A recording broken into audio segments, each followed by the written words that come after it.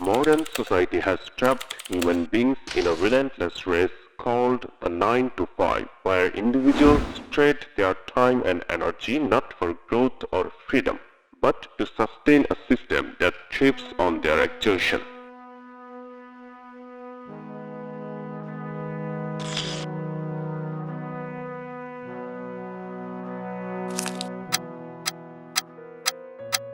সকাল অ্যালার্মের কাঁপুনি যেন আপনাকে ঘুম থেকে নয়, বাস্তবতার এক চক্র থেকে জাগিয়ে তোলে। চোখ মেলেন ঠিকই, কিন্তু শরীর আর মন তখনও ক্লান্ত। বিছানার উষ্ণতা ছেড়ে আপনি অফিসের পথে হাঁটেন ঠিকই, কিন্তু নিজের ইচ্ছায় নয়, যেন কোনো এক অদৃশ্য শক্তির টানে প্রতিদিন এই একই গন্তব্যে যাত্রা।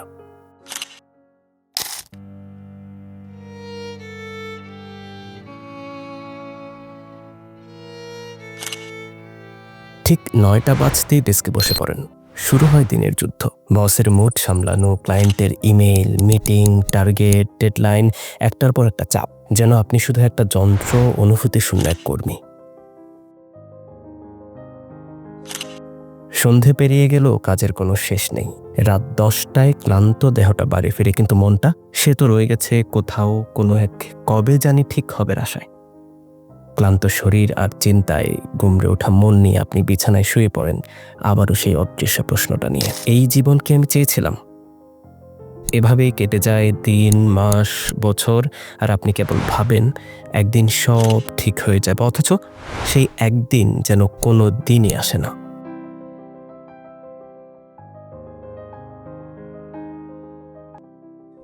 একটা লম্বা সময় স্কুলের বেঞ্চে কাটানো, বইয়ের ভারে নুয়ে পড়া শৈশব, তারপর 4-5 বছর কলেজ জীবনের স্বপ্ন সংগ্রাম, আর তারপর শুরু হয় জীবনের কঠিন লড়াই।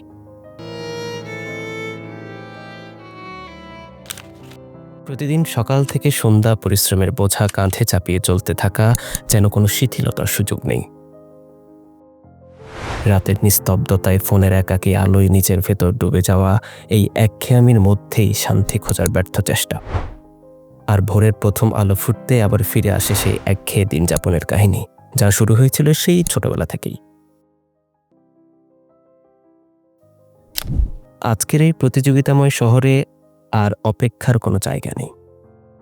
ছোটবেলা থেকেই দৌড়ঝাঁপে নামতে হয়, ক্লাস 1 থেকেই শুরু। জীবনের প্রতিটি ধাপে, পড়াশোনা থেকে কর্মজীবন পর্যন্ত, যেন বারবার নিজের মনের দুর্বলতা এবং শরীরের ক্লান্তিকে পরাজিত করতে হয় এই চলমান সংগ্রামের মাঝে। ক্লাস 5 থেকে 8, এসএসসি থেকে এইচএসসি, বিশ্ববিদ্যালয় থেকে চাকরি, আমরা যেন এমন এক রেসের মধ্যে আছি যার কোনো শেষ নেই। প্রতিদিন, প্রতি মুহূর্ত নিজেকে প্রমাণ করার এক অদৃশ্য যুদ্ধে জড়িয়ে পড়ি। জীবন যেন একটা কঠিন বাধ্যবাধকতার জালে আটকে গেছে, যেখানে মুক্তির কোনো রাস্তা চোখে পড়ে না, কেবলই চলতে থাকা, চলতেই থাকা। জীবনের প্রতিটা অধ্যায় আমাদের মনে হয় এই বুঝি শেষ, আর একটু চাপ সামলালেই সব কিছু ঠিক হয়ে যাবে। জীবনটা হয়ে উঠবে হালকা, সহজ এবং সুন্দর। সব দায়িত্ব পার করে আসার পরও কি কখনো মনে হয়েছে জীবনটা সত্যিই সহজ হয়েছে? হয়নি, আর কখনো সহজ হবেও না, কারণ আমরা একটা অদৃশ্য রেসের মধ্যে আটকে গেছি। একটা এমন রেস যেখানে সবাই ছুটছে, কিন্তু কেউ জানে না গন্তব্যটা কোথায়।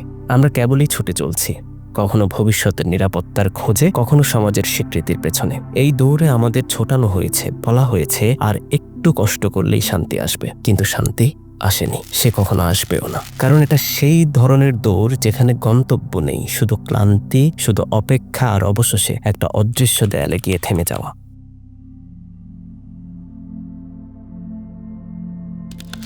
আধুনিক যুগের সূচনাকালে ইন্ডাস্ট্রিয়াল রেভলিউশন বদলে দেয় অর্থনীতির চিত্র। গড়ে উঠতে থাকে অসংখ্য ইন্ডাস্ট্রি, যা চালাতে প্রয়োজন হয় শ্রমিকের। কিন্তু তখনও অধিকাংশ মানুষ কৃষি নির্ভর থাকায় প্রশ্ন জাগে, এসব মানুষ নিজেদের স্বাধীন পেশা ছেড়ে অন্যের অধীনে কেউ কাজ করতে যাবে? আর এরই উত্তরে সরকার এবং ব্যবসায়ী সমাজ এমন একটা পরিস্থিতি তৈরি করলো, যেখানে সাধারণ মানুষ চাকরি করা ছাড়া জীবন ধারণের কোনো উপায় খুঁজে পাবে না। তার মধ্যে অন্যতম ছিল এনক্লোজার মুভমেন্ট, যা ইংল্যান্ড সহ ইউরোপ জুড়ে এক বিশাল সামাজিক ও অর্থনৈতিক পালাবদলের সূচনা করে। একসময় যে জমিতে কৃষকরা প্রজন্মের পর প্রজন্ম ধরে চাষ করত, খাদ্য উৎপাদন করে জীবিকা নির্বাহ করত, সেই জমির মালিকানা আইনত কিনে নেওয়া হয় এনক্লোজার অ্যাক্টের নামে, এবং সেই জমিগুলোর মালিকানা দেওয়া হয় ধনী জমিদার ও লর্ডদের। কৃষকদের আর নিজস্ব জমিতে চাষ করার অধিকার থাকলো না। তারা হয়ে পড়ল কর্মহীন। কাজের আশায় বাধ্য হয়ে তারা রওনা হয় শহরের দিকে। এই পরিবর্তনটা শুধু একটি আইনগত পরিকল্পনা ছিল না, এই ছিল জীবনের গতিপথ বদলে দেওয়ার এক মহাপরিকল্পনা। এই নতুন কাঠামো এমনভাবে সাজানো হয়েছিল যেখানে মানুষ নিজের কাজ নিজে করে খেতে পারবে না।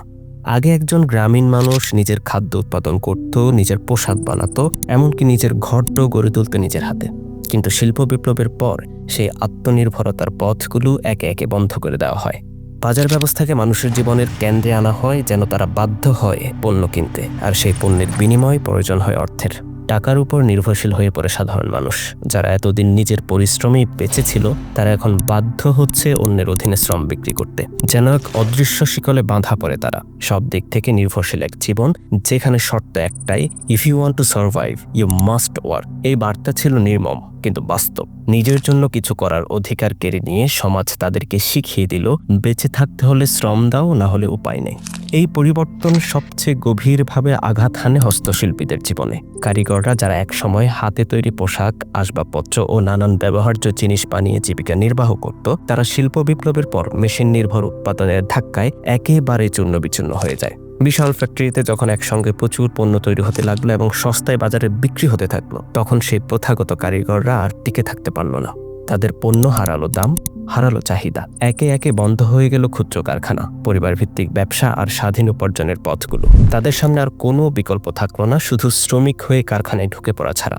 তাদের বলে দেওয়া হলো স্পষ্ট ভাষায়, to keep living you must work, there is no other way but our factory. এভাবেই ধাপে ধাপে মানুষের বিকল্প জীবনধারাগুলো ধ্বংস করে দেওয়া হয়। যে মানুষ একসময় নিজের শ্রমে নিজের জন্য বাঁচত, সে মানুষ এখন পরিণত হয় মেশিনের নিচে পিষ্ট হওয়া এক দাসে। এই ছিল শিল্প বিপ্লবের পর্দার আড়ালের কৌশল। মানুষকে স্বাধীনতা থেকে সরিয়ে এনে একটি নির্দিষ্ট নিয়ন্ত্রিত জীবনের মধ্যে আটকে ফেলা, যেখানে সে কেবল শ্রমিক, কেবল একজন ক্রেতা, কেবল বেঁচে থাকার জন্য ছুটে চলা এক racer. Hit the books, achieve good results, secure a stable job and brighten your future. জীবনের কোনো না কোনো পর্যায়ে এমন উপদেশ অবশ্যই শুনেছেন আপনি। আপনি কি কখনো ভেবেছেন একটা লম্বা সময় স্কুল ও কলেজে কাটানোর পরেও কেন আমাদের পার্সোনাল ফাইন্যান্স, সেলফ সাফিসিয়েন্সি বা ইনভেস্টমেন্ট শেখানো হয় না? কেন আমাদের বাজেটিং, প্যাসিভ ইনকাম বা বাস্তব জীবনে অর্থনীতির ব্যাপারে জানানো হয় না? বরং শুধু শেখানো হয় কিভাবে একটা ভালো চাকরি পাওয়া যায় আর হওয়া যায় একজন ভালো চাকর। যেন এটি একজন সফল মানুষের আদর্শ উদাহরণ। মূলত পড়াশোনা করো, ভালো রিজিউমে তৈরি করো আর কাজের বাজারে ঢুকে যাও। কিন্তু এটা কি আসল সঠিক সমীকরণ, মানে টাকা উপার্জনের সঠিক পথ? তাহলে বলুন তো, Steve Jobs, Richard Branson, Bill Gates, Michael Dell, এরা সবাই কলেজ ড্রপ আউট হওয়া সত্ত্বেও কেন বিলিয়নিয়ার হয়েছেন? They understood what we never questioned. Karl Marx তার দ্য কমিউনিস্ট ম্যানিফেস্টোতে বলেছেন, the worker sinks to the level of a community and becomes indeed the most worst of communities. শ্রমিক পণ্যের মতো পরিণত হয় এবং সত্যি সবচেয়ে দুর্দশাগ্রস্ত পণ্য হয়ে ওঠে। আজকের 9 to 5 চাকরি যেন একটা এমন বাস্তবতা হয়ে দাঁড়িয়েছে যেটা আমরা প্রশ্ন না করেই মেনে নিয়েছি। কিন্তু কখনো কি আপনি ভেবেছেন কেন আমাদের প্রতিদিন ঠিক সকাল 9টা থেকে বিকাল 5টা পর্যন্ত কাজ করতে বলা হয়? কে এই সময়সীমা বেঁধে দিল? আর কেনই বা আমরা এই লুপ থেকে বেরোতে পারি না? একটা ফাইন্যান্সিয়াল সিকিউর লাইফ আমাদের সবারই চাওয়া, কিন্তু এই থার্ড ওয়ার্ল্ড কান্ট্রিতে সেই সিকিউরিটি মানি যেন একটা সরকারি চাকরি। এটা যেন একটা সোনার হরিণ। এত বেশি প্রতিযোগিতা যেন একটা চাকরি পাওয়া মানে পুরো একটা যুদ্ধ জিতে যাওয়া। আর একবার এই চাকরি পেয়ে গেলে তখন শুরু হয় জীবন নামক লম্বা যাত্রার সেই চেনা রুটিন। কাজ, ক্লান্তি, মাস শেষে মাইনে, আবার নতুন মাস, আবার নতুন রেস। আর এভাবেই আমরা জীবনের এমন এক লুপে আটকা পড়ে যাই যার থেকে চাইলেও বেরোতে পারি না।